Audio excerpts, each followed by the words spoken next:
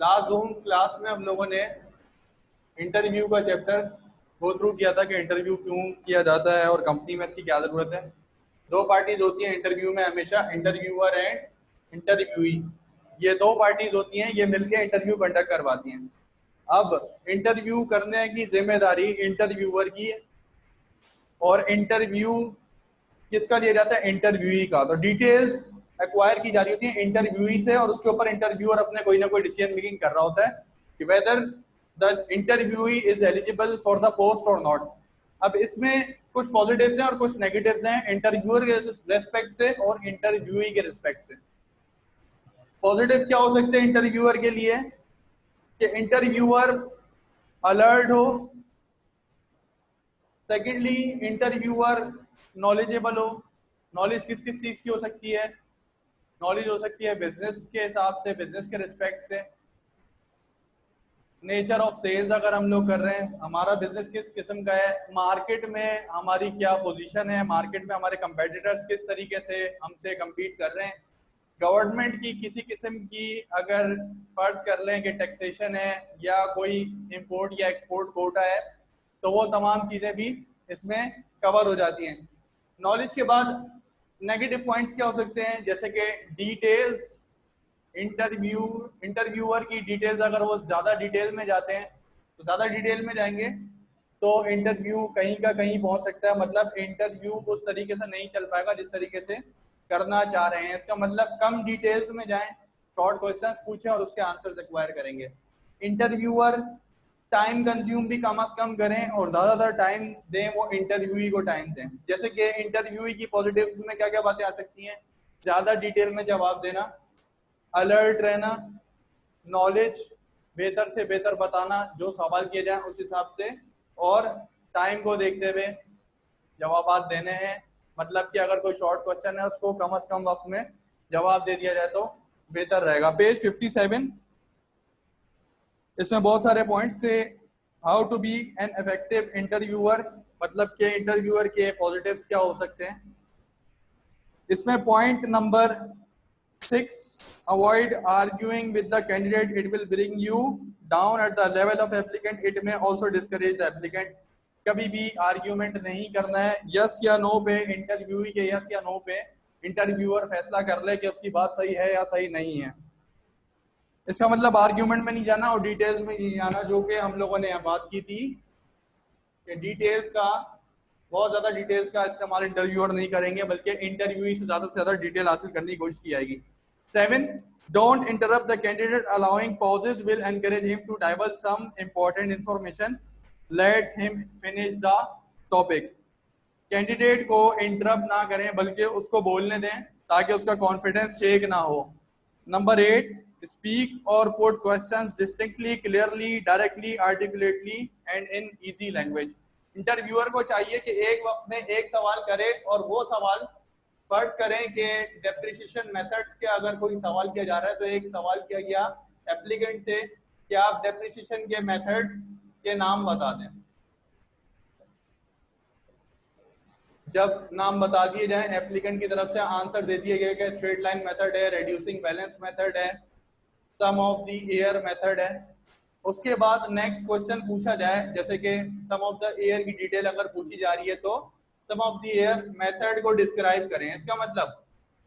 इसका मतलब ये है कि डेप्रिसिएशन मेथड, पहले क्वेश्चन डिस्टिंक्टली अलग से पूछा गया, उसके बाद जब आपको मजीद डिटेल चाहिए एज इंटरव्यूअर तो फिर वो सम ऑफ एयर डिजिट का अलग से सवाल करेंगे। मतलब एक ही सवाल के अंदर हम लोग दो बातें नहीं पूछ सकते कि डेप्रिसिएशन मेथड भी बता दें और सम ऑफ एयर डिजिट मेथड भी बता दें, इससे कैंडिडेट को कंफ्यूजन हो सकती है। तो बेहतर ये है कि क्वेश्चन 1 अलग पूछें और क्वेश्चन 2 अलग पूछें ताकि कैंडिडेट्स को मसला ना आए। 9, control your emotions if you find the applicant wrong. फर्ज करते हैं क्वेश्चन का answer straight line method, reducing balance method, sum of year digit method बिल्कुल ठीक था और यहाँ पे कुछ फीफो और लीफो जो कि याद कर चुके थे इन्वेंट्री मेथड, वो हम लोगों ने बता दिया एज एप्लीकेंट। तो इसके ऊपर कभी भी इंटरव्यूअर को रिएक्ट नहीं करना, बल्कि उसने अपने पास पॉइंट्स पिक कर लेने कि मैंने 5 क्वेश्चंस पूछे थे जिसमें से 3 के आंसर सही हैं और 2 के आंसर गलत हैं। अगर इसकी डिटेल में जाएंगे तो इंटरव्यूअर अपना टाइम खराब कर रहा है, वो इसलिए कि इसकी डिटेल में जाने का कोई फायदा नहीं और ये इररेलेवेंट बात हो जाएगी। तो इंटरव्यूअर को चाहिए कि टू द पॉइंट बात करें, क्वेश्चंस पूछे जाएं, उसके आंसर्स भी टेकअप करना है और टेकअप करने के बाद नोट डाउन करना है और एप्लीकेंट से आर्ग्यूमेंट नहीं करनी है। 10th, pay respect to the feelings and emotions of the speaker. Applicant की फीलिंग्स और इमोशंस का ख्याल करना है। अगर के एप्लीकेंट ने अपनी जॉब किसी वजह से छोड़ी है तो उसके ऊपर हम ज्यादा सवालात नहीं करेंगे, उसका पर्सनल मैटर है, तो इमोशंस का ख्याल करना है एप्लीकेंट का। 11, don't intercept to change the topic suddenly. Interviewer पहले बात कर रहे थे अकाउंट्स की टर्मिनोलॉजीज में और अकाउंट्स के फौरी बाद उन्होंने क्वेश्चन पूछे इकोनॉमिक्स में से और उसके बाद दोबारा अकाउंट्स पे आ जाते हैं।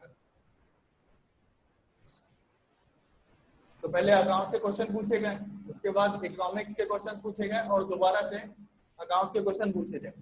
अब अकाउंट्स के क्वेश्चन अगर वो पहले से जो क्वेश्चन बाद में पूछे गए उनको पहले से ही ऑर्डरली मैनर में पूछ लिया जाता और अकाउंट्स का टॉपिक पहले वाइंड अप होता, उसके बाद इकोनॉमिक्स के टॉपिक्स पूछे जाते हैं, इसके अलावा मैनेजमेंट के टॉपिक्स पूछे जाते हैं, वो ज्यादा बेहतर रहता है। इसका मतलब क्या कि क्वेश्चंस के जो फील्ड्स हैं या जो कैटेगरीज हैं, कैटेगरी बाय कैटेगरी क्वेश्चंस पूछ लिए जाए तो ज्यादा बेहतर रहेगा, कैंडिडेट को आसानी होगी। 12, establish eye contact with the candidate. Candidate से आई कांटेक्ट रखना है और इससे उसका कॉन्फिडेंस बढ़ता है, कैंडिडेट जो है वो ज्यादा इंटरेस्ट लेता है इंटरव्यू में। 13, use body language as nodding, smiling, facial expression and friendly eyes. Bodily expressions का खास ख्याल किया जाता है। इंटरव्यूअर हमेशा फेस टू फेस बात कर रहे होंगे, फेस टू फेस बात करते हुए उनकी स्माइल का भी कोई मतलब हो सकता है, वो यस या नो बोलेंगे तो इसका भी कुछ ना कुछ मतलब हो सकता है। तो अपनी बॉडी लैंग्वेज से भी बताना है एप्लीकेंट को कि हम इंटरेस्ट ले रहे हैं इंटरव्यू में, क्योंकि अगर बॉडी लैंग्वेज बिल्कुल उस तरीके की नहीं होगी जो कि एप्लीकेंट चाह रहा है तो फिर इंटरव्यू में इश्यूज आ सकते हैं। इसके बाद चेकलिस्ट फॉर इफेक्टिव इंटरव्यूइंग, ये बहुत सारे पॉइंट्स हैं, इन पॉइंट्स में से कुछ चीजें इंटरव्यूअर के रिस्पेक्ट से हैं और कुछ चीजें इंटरव्यूई के रिस्पेक्ट से हैं। Number 1, make a good impression on the candidate at the start of the interview. You can do so by smiling, warm handshake and friendly attitude. Interview के शुरुआत में इंटरव्यूअर और इंटरव्यूई सबसे पहले हैंडशेक करेंगे या सलाम का तबादला करेंगे और उसके बाद बैठा जाएगा। बैठने के बाद इंट्रोडक्शन फेज होता है, इंट्रोडक्शन फेज के बाद क्वेश्चन शुरू होते हैं। सीवी अगर होती है तो सीवी हैंड ओवर की जाती है एप्लीकेंट की तरफ से इंटरव्यूअर की तरफ, मतलब इंटरव्यूअर अपनी सीवी इंटरव्यूअर को प्रेजेंट करते हैं। आमतौर पे इंटरव्यूअर के पास सीवी पहले से मौजूद होती है, लेकिन एहतियातन चाहे तो एप्लीकेंट पहले एक सीवी मेल कर दें और एक हार्ड कॉपी में सीवी अपने साथ लेते हुए इंटरव्यूअर तक पहुंचा दें। तो ये एक पॉजिटिव जेस्चर जाता है इंटरव्यूई की तरफ से कि मेरे पास अपनी सीवी मौजूद है। लास्ट क्लास जो कि जूम पे हुई थी उसमें हम लोगों ने डिस्कशन की थी, उसमें एक पॉइंट ये भी था कि एप्लीकेंट या इंटरव्यूई अपनी सीवी के बारे में तमाम बातें जानते हो, मतलब सीवी में जो गोल्स लिखे हैं, सीवी में जो एक्सपीरियंस लिखा है, सीवी में जो एजुकेशनल बैकग्राउंड लिखा है, वो तमाम की तमाम चीजें कोरिलेट करनी चाहिए एप्लीकेंट की इंफॉर्मेशन के साथ या उसकी नॉलेज के साथ। कभी भी कॉन्ट्राडिक्टरी स्टेटमेंट होगी, मतलब इख्तिलाफी बात होगी कि सीवी में कुछ और लिखा हुआ है एजुकेशनल बैकग्राउंड और एप्लीकेंट कोई और एजुकेशनल बैकग्राउंड बता रहा है, तो ये एक नेगेटिव इंपैक्ट हो जाएगा और इंटरव्यूअर कंफ्यूज हो सकते हैं। तो बेहतर ये है कि इंटरव्यूई सीवी के हिसाब से नॉलेज भी उसके पास वैसे ही हो और इंफॉर्मेशन भी वैसे ही हो। कभी कॉन्ट्राडिक्शन नहीं होनी चाहिए कि आपने सीवी में कुछ और बताया है और आपकी पर्सनल लाइफ या एजुकेशनल लाइफ या एक्सपीरियंस प्रोफेशनल स्किल्स कुछ और हो और आप लोग सीवी में कुछ और तरीके की बात लिख रहे हो। इसका मतलब सीवी को अच्छे से अच्छा प्रेजेंट करना है। अच्छा, इसमें कुछ बातें बताई गई, फ्रेंडली एटीट्यूड होना चाहिए, वार्म हैंडशेक कर लें तो बेहतर है और स्माइलिंग। इसका मतलब इंटरव्यूअर कभी भी गुस्से का इजहार ना करें तो बेहतर है, पॉजिटिवली बात करेंगे हमेशा, आई कांटेक्ट मेंटेन करेंगे, वार्म हैंडशेक करेंगे, मुकम्मल वक्त देंगे एप्लीकेंट को। पानी के बारे में पूछ सकते हैं, इसके अलावा किसी किस्म की अगर के एनवायरनमेंट में दुश्वारी है तो पूछा जाएगा इंटरव्यूई से कि क्या आपको एनवायरनमेंट बेहतर लगता है, क्या आपका टेम्परेचर जो आपको नजर आ रहा है रूम में उसको कम या ज्यादा किया जा सकता है। ये तमाम बातें पॉजिटिव मैनर में आती है इंटरव्यूअर के रिस्पेक्ट। इसी तरीके से इंटरव्यूई जब भी एंटर हो तो कोशिश करेंगे कि वो नॉक करके एंटर होंगे इंटरव्यू रूम में। इसके अलावा सबसे पहले शुरुआत करेंगे तो हैंडशेक से शुरुआत करना है या इंट्रोडक्शन करनी है या सलाम का तबादला। ये तमाम की तमाम पॉजिटिव्स में आएगा दोनों तरफ से, इंटरव्यूअर के रिस्पेक्ट से भी और इंटरव्यूई के रिस्पेक्ट से भी। Second, let the candidate relax and overcome his tension. जो एप्लीकेंट होते हैं वो जब इंटरव्यू देने पहुंचते हैं तो वो बहुत सारे मसाइल का सामना करते हुए पहुंचते हैं। जब जाते हैं तो रास्ते में ट्रैफिक भी मिलता है उनको, कुछ लेट भी हो जाते हैं, कुछ जल्दी भी पहुंच जाते हैं। तो इंटरव्यूई बहुत सारी बातें अपने माइंड में लेके चल रहे होते हैं और फोकस्ड नहीं होते। तो इंटरव्यूअर को चाहिए कि सबसे पहले इंटरव्यूई को मौका दें कुछ लम्हे रिलैक्स करने का, ताकि वो इंटरव्यू पे मुकम्मल तौर पे फोकस्ड हो जाएं। उसके बाद इंटरव्यू से सवाल जवाब शुरू करेंगे पानी वगैरह पूछने के बाद। Third, don't make premature evaluation and judgment until the interview is over. You may lose a good and promising candidate by making hasty decisions. Interview अगर ले रहे हैं तो इंटरव्यू के फेजेस हैं। फेजेस में अकाउंट्स है, अकाउंट्स के अलावा स्टैट्स के क्वेश्चन हो सकते हैं, इसके अलावा कॉस्टिंग के क्वेश्चन हो सकते हैं, इसके अलावा कम्युनिकेशन के मैनेजमेंट के क्वेश्चन हो सकते हैं। अब ये तमाम क्वेश्चंस कैटेगरी बाय कैटेगरी लेके जाएंगे। कैटेगरी बाय कैटेगरी लेके जाते हुए ऐसा हो सकता है कि आप थर्ड कैटेगरी पे पहुंचे और आपको ऐसा लगा कि एप्लीकेंट आपके मतलब का नहीं है, तो आपने थर्ड कैटेगरी पे ही साइन ऑफ कर दिया इंटरव्यू। तो ऐसा बिल्कुल भी नहीं होना चाहिए। जो पैटर्न सेट किया गया है उस पैटर्न के हिसाब से चलेंगे। हो सकता है कि एप्लीकेंट एक या दो एरियाज में वीक हो, लेकिन बाकी के एरियाज में हो सकता है कि उसकी परफॉर्मेंस बेहतर आ सके। तो ज्यादा आसान बात ये होगी कि इंटरव्यूअर मुकम्मल टाइम देगा इंटरव्यू को, और हर इंटरव्यू को इक्वली ट्रीट करना है। ऐसा नहीं हो सकता कि हम एक इंटरव्यू को अलग तरीके से ट्रीट कर रहे हो और दूसरे इंटरव्यू को अलग तरीके से ट्रीट करें। इसकी वजह से ये होगा कि स्टैंडर्ड जो मीट करना चाह रहे हैं हम लोग, वो एक स्टैंडर्ड पे सबको परख नहीं पाएंगे। हम एक एप्लीकेंट से बहुत अच्छा रवैया रख रहे हैं, एक एप्लीकेंट से अच्छा रवैया नहीं रख रहे हैं, तो ये सिचुएशन थोड़ी सी खराब हो सकती है और एप्लीकेंट के साथ हम लोग हो सकता है कि इंजस्टिस कर रहे हैं। तो बेहतर ये है कि हम लोग ट्रांसपेरेंटली इंटरव्यू कंडक्ट करें और तमाम एप्लीकेंट्स को भरपूर मौका दें अपनी स्किल्स को दिखाने के लिए। 4, put down important points during interview. It will help you put further questions or establish your view and evaluation of his personality. कभी कभी ऐसा होता है कि इंटरव्यूअर के पास फर्ज करें कि एक पेज मौजूद है, उसके अंदर वो ग्रेडिंग कर लेते हैं, जैसे कि अल्फा ग्रेड कर दिया, जैसे कि बीटा ग्रेड कर दिया। इसी तरीके से डिजिट्स में भी ग्रेड हो सकते हैं, किसी को 4 रैंक कर रहे हैं, किसी को 5 रैंक कर रहे हैं। तो इंटरव्यूअर को चाहिए कि ना सिर्फ इंफॉर्मेशन को प्रोसेस कर रहे हैं, बल्कि वो जो फेशियल एक्सप्रेशन, जो बॉडी लैंग्वेज है एप्लीकेंट की, उसको भी कहीं ना कहीं रेट कर रहे हो तो ज्यादा बेहतर होता है। बॉडी लैंग्वेज बताती है आपको कि आप किस तरीके से एनवायरनमेंट को एडजस्ट कर जाते हैं। अगर के बॉडी लैंग्वेज किसी किस्म की वीक है या इंटरव्यूई बोल कुछ और रहे हैं और उनके एक्सप्रेशंस किसी और तरीके के हैं, तो ये कॉन्ट्राडिक्शन की वजह से क्या हो सकता है कि यहाँ पे पता चल सकता है कि इंटरव्यूई उस तरीके से कॉन्फिडेंट नहीं है जिस तरीके से होना चाहिए था। तो ये तो सिर्फ इंटरव्यू है, यहाँ पे आगे हो सकता है कि वो इस तरीके से परफॉर्म नहीं कर रहा है। तो आगे जाके जब टफ सिचुएशंस आती हैं ऑर्गेनाइजेशन पे और मुश्किल से मुश्किल लम्हे आते हैं, उस वक्त एम्प्लॉय को और ज्यादा मसाइल का शिकार हो सकता है वो। तो कहा यह जा रहा है कि आपने बॉडी लैंग्वेज को भी नोट करना है। आपने एक पेपर पे रेटिंग करनी है इंटरव्यू के दौरान में। किसी किस्म का इंटरव्यू ही अगर कोई सिग्नल देता है उसको नोट किया जाए तो बेहतर है। 5, stop taking notes if you find the applicant tense. कभी कभी इंटरव्यूअर बहुत ज्यादा नोट टेकिंग कर रहे होते हैं, कोई आंसर को सही या गलत मार्क कर रहे होते हैं या कुछ ग्रेडिंग कर रहे होते हैं इंटरव्यूई की। तो जब इंटरव्यूई देखते हैं कि इंटरव्यूअर कहीं और बिजी है, तो कभी कभी उनका कॉन्फिडेंस शेक हो जाता है और वो फोकस नहीं रहते। उनकी जो सोच है वो इस बात पे नहीं होती कि वो क्या आंसर दे रहे हैं, बल्कि उनकी सोच चली जाती है कि इंटरव्यूअर किस तरीके से रिएक्ट कर रहे हैं। तो बेहतर है कभी भी ऐसी सिचुएशन आए तो इंटरव्यूअर को मौका देना चाहिए कि इंटरव्यू को वो मुकम्मल तौर से उनको देखें, उनसे बात करें। अगर के इंटरव्यू किसी किस्म की कंफ्यूजन का शिकार हैं तो वो इंटरव्यूअर उनकी रिस्पेक्ट में अपना काम छोड़ दें और सारा फोकस इंटरव्यू की तरफ लेके चले जाएं। 6, don't speak or interrupt before he finishes a topic, let him speak further. कभी भी इंटरव्यूई अपनी बात मुकम्मल नहीं कर पाए और आपने इंटरप्ट कर दिया, उस सूरत में नेगेटिव इंप्रेशन चल जाता है इंटरव्यूअर के लिए।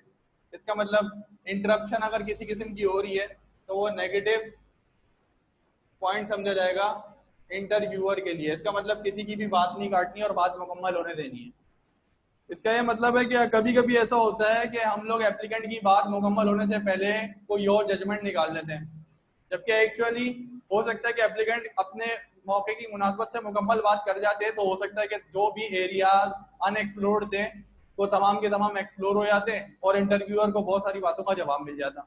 तो अगर ऐसा होता है कि इंटरव्यूअर जंप कर जाते हैं क्वेश्चंस में या आंसर के दौरान जंप कर गए और उसके बाद इंटरव्यू को बोलने का मौका नहीं मिला, तो इंटरव्यूई जो अपनी बात समझा सकता था उस तरीके से नहीं समझा पाया।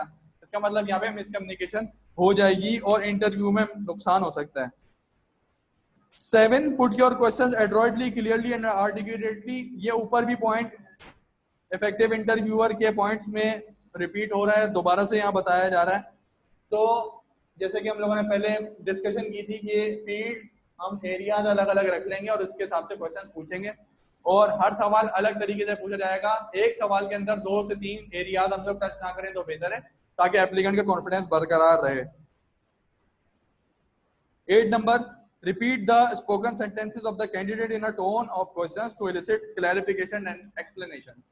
अगर के इंटरव्यूई को किसी किस्म की कंफ्यूजन है क्वेश्चन के अंदर, तो वो क्वेश्चन दोबारा से पूछ सकते हैं इंटरव्यूअर से और इंटरव्यूअर के क्वेश्चन को उसी जबान में दोबारा रिपीट कर दें, तो इंटरव्यूअर समझ जाएंगे कि हाँ कोई ना कोई कमी रह गई क्वेश्चन पूछने में, तो वो मजीद डिटेल्ड क्वेश्चन दोबारा से रीफ्रेश कर देंगे। इसका मतलब एप्लीकेंट को चाहिए कि अगर उसको कोई बात समझ नहीं आती है या उसने कोई मिस कर दिया वर्ड, तो वो क्वेश्चन को दोबारा रिपीट करें और अब इसके बाद जो क्वेश्चन का एरो चले जाता है या कम्युनिकेशन का एरो चले जाता है वापस इंटरव्यूअर के पास और इंटरव्यूअर वहां पे रीफ्रेश करेगा क्वेश्चन और दोबारा से क्वेश्चन पूछ दिया जाएगा।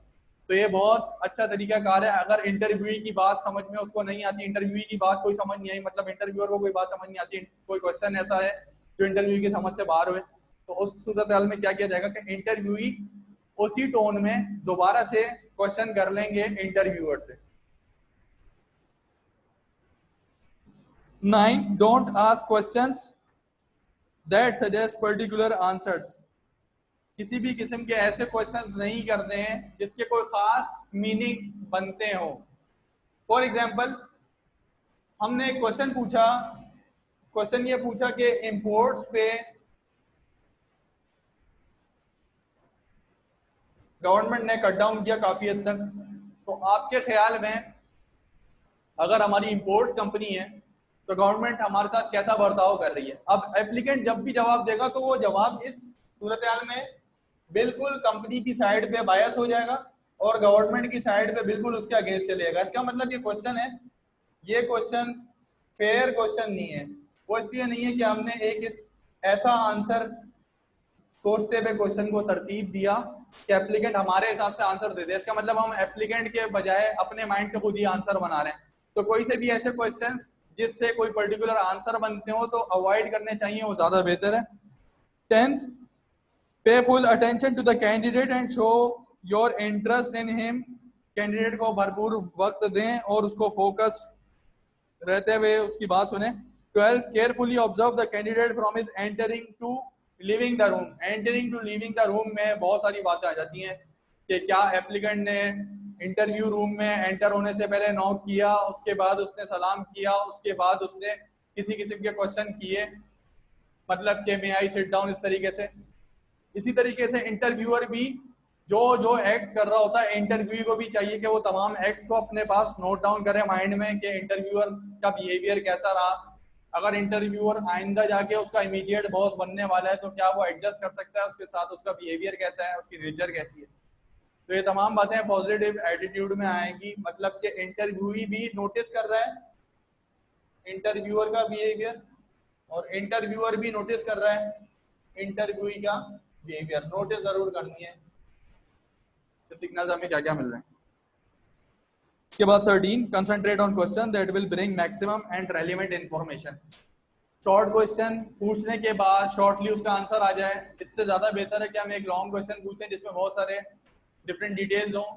जैसे कि बिजनेस कम्युनिकेशन में 7 C's होते हैं, आप लोग पढ़ेंगे आगे जाके। तो 7 C's में 7 C's के बारे में डिटेल पूछ ली जाए वो ज़्यादा बेहतर है, बजाय इसके कि मैं स्पेसिफिकली कोई एक सी के बारे में पूछ लूँ तो उससे कम इंफॉर्मेशन मैं हासिल कर रहा हूँ। जबकि एक ब्रॉड टॉपिक मैंने अगर चूज किया है तो उससे मैं ज़्यादा डिटेल हासिल कर रहा हूँ। 14. Don't ask many questions at a time. One question at a time will bring elaborate answers. एक वक्त में एक क्वेश्चन कर लिया जाए। 15 number, establish a good image of the company before the candidate leaves the office. You can do so by adopting a friendly attitude and giving useful and impressive information about the company. Question answer session खत्म होने के बाद आमतौर पे interviewer क्या करते हैं, interviewer invite करते हैं इंटरव्यूई को और उनसे कहते हैं कि आप अपनी मर्जी कोई क्वेश्चन पूछना चाहें तो पूछ सकते हैं। तो क्वेश्चन पहले पूछ रहे थे इंटरव्यूअर, जवाब दे रहे थे इंटरव्यूई। इस इनविटेशन के बाद से इंटरव्यूई क्वेश्चन पूछते हैं और इंटरव्यूअर उसके जवाब दे रहे होते हैं। आमतौर पर इंटरव्यूई जो क्वेश्चन पूछते हैं वो क्या पूछते हैं कि जॉब की टाइमिंग्स क्या हो सकती हैं, सैटरडे संडे ऑफ होती है या नहीं होती है, वर्क नेचर किस तरीके का है, डेडलाइंस मीट करनी है या फिर एक रेगुलर रूटीन वर्क है। इस तरीके के क्वेश्चंस हो सकते हैं, कंपनी के बारे में जान सकते हैं। जब ये बात भी खत्म हो जाती है तो कंक्लूजन की तरफ जाते हैं इंटरव्यू पे। इंटरव्यू के कंक्लूजन में बेहतर ये है कि इंटरव्यूअर अपनी कंपनी का बैकग्राउंड कुछ ना कुछ बता दे। हो सकता है कोई इंटरव्यूई बैकग्राउंड नहीं पूछ पाया हो या उसको पता नहीं हो।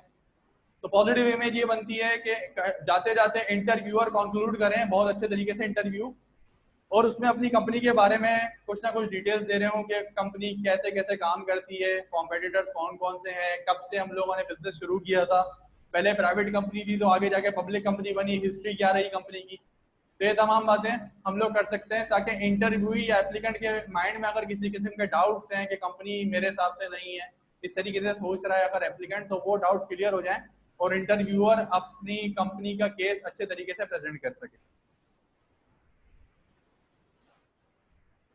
16. Pay your attention to his behavior, reactions, body language and remarks he passes. तो उसके रिएक्शन टाइम उसका क्या, वो कितनी देर में रिस्पॉन्ड कर रहा है, जवाब देते हुए उसको पैनिक तो नहीं था किसी किस्म का, जवाब देते हुए उसने लॉजिकल मैनर में, लॉजिकल ऑर्डर में पॉइंट्स को ठीक तरीके से बताया या नहीं। जैसे कि सेकंड चैप्टर में था planning steps of communication, planning steps में 6 स्टेप्स थे, वो स्टेप बाय स्टेप ही बताने हैं। थर्ड पॉइंट जैसे कि सिलेक्ट द आइडिया था, उसको हम फर्स्ट पॉइंट नहीं बता सकते क्योंकि फर्स्ट पॉइंट था नो द पर्पस। इसका मतलब ये भी देखना है कि इंटरव्यूई ने ऑर्डरली अरेंजमेंट ऑफ इंफॉर्मेशन की है या नहीं की। 17. To evaluate his efficiency, capability, gather all possible information about his past work. Talent education जानने के बाद उसका पास्ट प्रायर एक्सपीरियंस, उसने किस तरीके से कहाँ किस किस कंपनी में काम किया, उसकी हाइलाइट्स क्या रही उसके करियर में, उसने किसी किस्म का अवार्ड हासिल किया तो वो कैसे हासिल किया, कोई रिमार्केबल परफॉर्मेंस हो चुकी है तो वो कैसे हो चुकी है, थोड़ी बहुत डिटेल्स ले सकते हैं। 18. After the interview is over, don't show his selection or rejection. Rejection और सिलेक्शन हमने नहीं करनी है। हमारे पास फर्ज करें कि टोटल कैंडिडेट्स आए हैं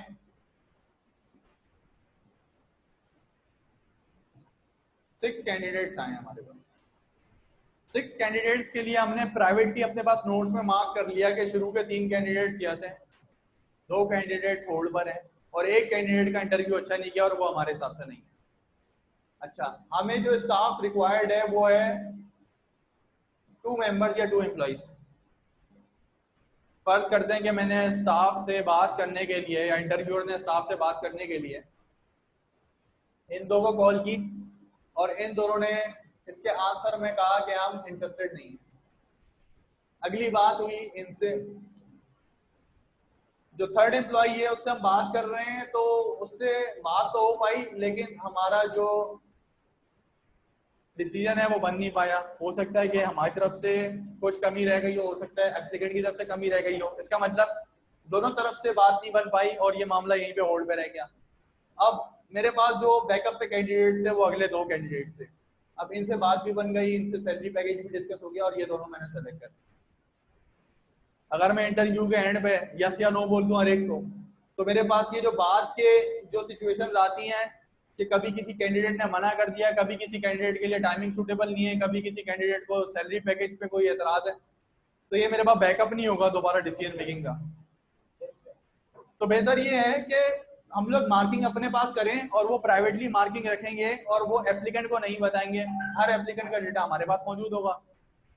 हर एप्लीकेंट का डेटा जब मौजूद होगा तो इन दी एंड जब हम फाइनलाइज कर रहे होंगे तो हम एप्लीकेंट को ऑफर करेंगे और ऑफर के बाद एक्सेप्टेंस होगी या रिजेक्शन होगी, या तो हमारी बात को एप्लीकेंट मान लेगा या नहीं मानेगा। तो जब भी ऐसा हो कि हम लोग इंटरव्यू कर रहे हो तो हम अपने पास मार्किंग करते जाएं और एप्लीकेंट को बिल्कुल भी नहीं बतानी होती ऐसी मार्किंग, वो हम प्राइवेटली कर रहे हो। 19 control your emotion and don't show your attitude. आमतौर पे इंटरव्यूअर के पास एक्सपीरियंस ज्यादा होता है और इंटरव्यूई के पास एक्सपीरियंस कम होता है। तो इंटरव्यूअर को चाहिए कि वो इंटरव्यूई से अच्छे तरीके से बर्ताव करे और इंटरव्यूई को अपनी तरफ से ये ना बताए कि मैंने क्या क्या काम किए हैं या मेरा एक्सपीरियंस बहुत ज्यादा है। किसी किस्म की शो नहीं दिखानी है, किसी किस्म का एटीट्यूड नहीं दिखाना, बल्कि इंटरव्यूई के साथ चलना है, उसको समझते हुए चलना है। ऐसा नहीं हो सकता कि इंटरव्यूअर अपनी बात को आगे बढ़ाएं या अपनी जो भी स्किल्स हैं वो बताने लग जाएं, बहुत डिटेल में चले हैं। इससे बेहतर ये है कि इंटरव्यूअर फोकस करेगा इंटरव्यूई पे और उसके जॉब एक्सपीरियंस के हिसाब से क्वेश्चन पूछेगा। बहुत ज्यादा डिटेल में इसलिए नहीं जाएगा क्योंकि इंटरव्यूअर का एक्सपीरियंस ज्यादा होगा और इंटरव्यू का एक्सपीरियंस कम होगा। अगर इंटरव्यूअर अपने एक्सपीरियंसेस के हिसाब से अपने लेवल के क्वेश्चन पूछने लगे तो इंटरव्यू जवाब ही नहीं दे पाएंगे। तो बेहतर ये इंटरव्यूअर को रिस्पेक्ट करना चाहिए इंटरव्यू की। 20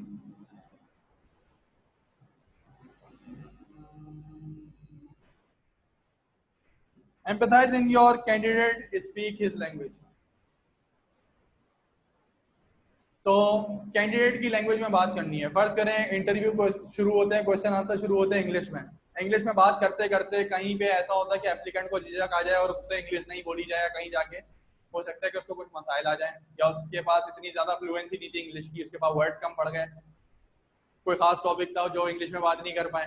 तो बेहतर ये कि एप्लीकेंट फिर उर्दू में अगर बात करना शुरू करते हैं तो इंटरव्यूअर को चाहिए कि वो एप्लीकेंट का लिहाज करते हुए बजाय इसके कि इंग्लिश में ही कंटिन्यू करें, वो उर्दू में बात कर लें। तो इससे क्या होगा, इससे हमेशा एप्लीकेंट का कॉन्फिडेंस बरकरार रहेगा।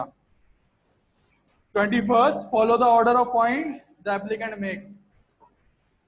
Follow the points the applicant makes में क्या चीज आ रही है, जैसे कि एप्लीकेंट ने क्या ऑर्डरली अरेंजमेंट से कोई बात बताई है या नहीं बताई, जो कि हम लोग डिस्कस कर चुके थे।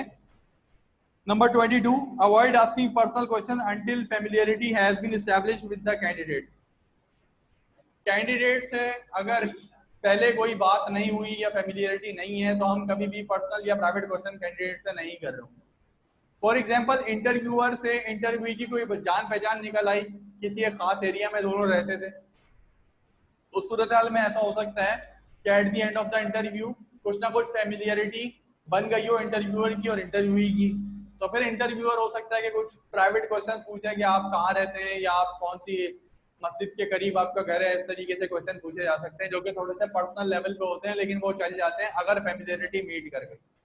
अगर ऐसा नहीं है कि हम जानते नहीं है इंटरव्यूई को और हम उससे प्राइवेट क्वेश्चंस कर रहे हैं, तो ऐसा बिल्कुल भी नहीं होना चाहिए कि उसने पुरानी जॉब क्यों छोड़ी थी, क्यों ऐसा फैसला किया, गलत फैसला या सही फैसला। हम किसी किस्म की डिसीजन मेकिंग नहीं कर रहे होंगे उसकी पुरानी बातों पे, उसकी प्राइवेट इंफॉर्मेशन पे।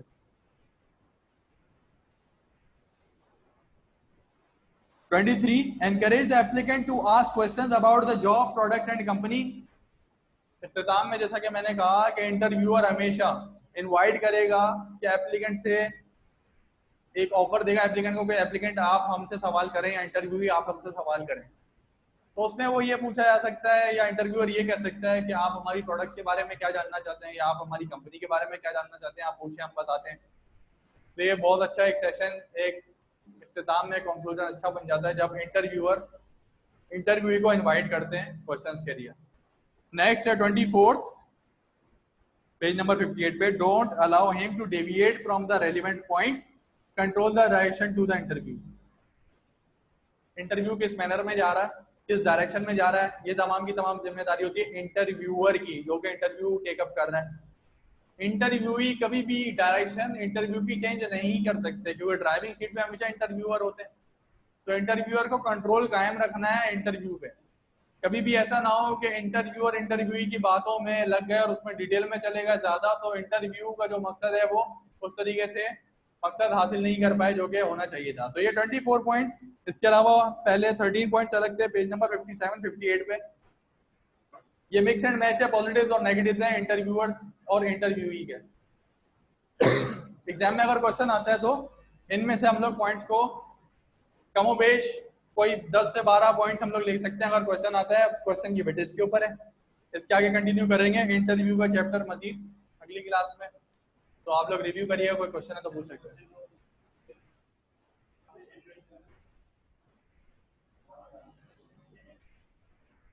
हैंड रेज कर लें क्वेश्चन। अगर आपके पास किसी किस्म के हैं तो स्टूडेंट्स को चाहिए कि वो अपने पास क्वेश्चन अगर उन्होंने नोट डाउन किया है तो हैंड रेज करें और हैंड रेज पे टैब पे बता दें, तो फिर हम लोग क्वेश्चंस को one by one take up कर लेते हैं।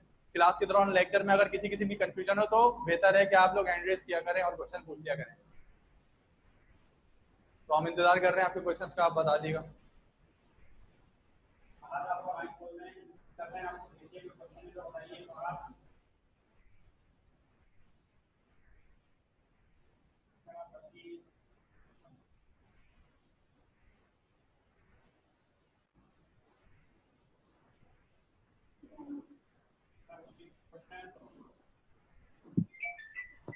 अस्सलाम वालेकुम सर। वालेकुम अस्सलाम जी। सर आपने बताया था कि जो इंटरव्यूई है वो उसे चाहिए कि वो अपनी मतलब एजुकेशन मतलब बिल्कुल बढ़ा चढ़ा मतलब वो बताए ना इतना कि वो ज़्यादा एजुकेटेड है।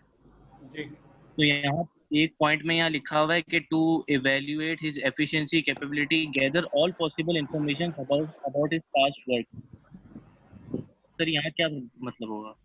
देखें, हमेशा आपके पास जो इन्फॉर्मेशन है वो कोरिलेट होनी चाहिए आपकी सीवी की इन्फॉर्मेशन के साथ। फर्ज करें कि अगर के मास्टर्स किया हुआ है एक स्टूडेंट और वो एप्लीकेंट बन के जाता है, तो उसके पास सीवी में आ रहा है जो इन्फॉर्मेशन आ रही है, फर्ज करें कि वो मास्टर्स तक की आ रही है और जब वो वर्बली रिस्पॉन्स कर रहा है तो वो भी अपनी डिटेल में मास्टर्स बता रहा है, बिल्कुल ठीक है। अच्छा, कभी ऐसा ना हो कि आपकी सीवी अपडेट नहीं है, उस पर लिखा हुआ है बैचलर्स और आप मास्टर्स करने के बाद आपने सीवी अपडेट नहीं की और आप जाके बात कर रहे हैं मास्टर्स लेवल पे और आपकी सीवी पे आ रहा है बैचलर्स, तो ये कोरिलेट नहीं हो रहा है। इसका मतलब मैंने आपसे ये अर्ज की थी कि जब भी सीवी और आप खुद अपने आप को रिप्रेजेंट कर रहे हैं, दोनों आपस में कोरिलेट होने चाहिए। कभी भी ऐसा ना हो कि आपकी एजुकेशन का वेरिएंस आ रहा हो, आपकी मतलब पर्सनल स्किल्स कुछ और हो या आपकी पर्सनल एजुकेशन कुछ और हो और सीवी में कुछ और तरीके की प्रेजेंटेशन हो। ओके फाद, कुछ पूछना और?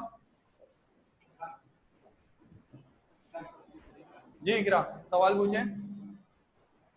नो सर, मुझे कोई कंफ्यूजन नहीं।